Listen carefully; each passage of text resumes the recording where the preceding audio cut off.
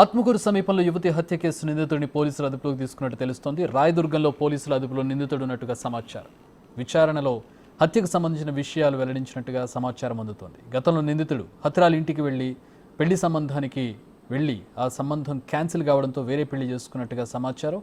నిందితుడికి పెళ్లై పిల్లలున్నట్టు పోలీసుల దర్యాప్తులో తెలిసినట్టుగా తెలుస్తోంది. అయితే హత్తురాలితో గత కొన్ని రోజులుగా ఫోన్ కాంటాక్ట్లో ఉన్నట్టుగా తెలుస్తోంది.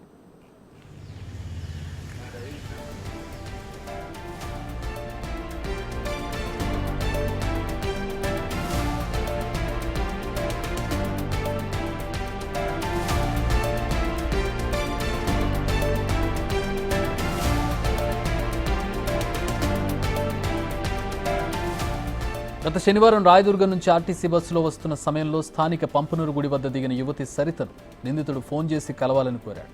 అనంతరం ఆత్మకూరు సమీపంలోని అడవిలోకి వెళ్లినట్టుగా సమాచారం. అక్కడే ఇద్దరి మధ్య ఏదో గొడవ జరిగి సరితను చంపేసినట్టుగా పోలీసులు అనుమానిస్తున్నారు. అక్కడి నుంచి ఏమీ తెలియనట్టు నిందితుడు రాయదుర్గం వెళ్లాడు. అయితే పోలీసులు కాల్ లిస్ట్ ద్వారా నిందితుడిని రాయదుర్గం సమీపంలో పట్టుకున్నట్టుగా సమాచారం అందుతోంది. ఇవాళ సాయంత్రం లేదా రేపు ప్రెస్ మీట్ పెట్టి మీడియాకు వివరాలు వెల్లడించే అవకాశం ఉంది.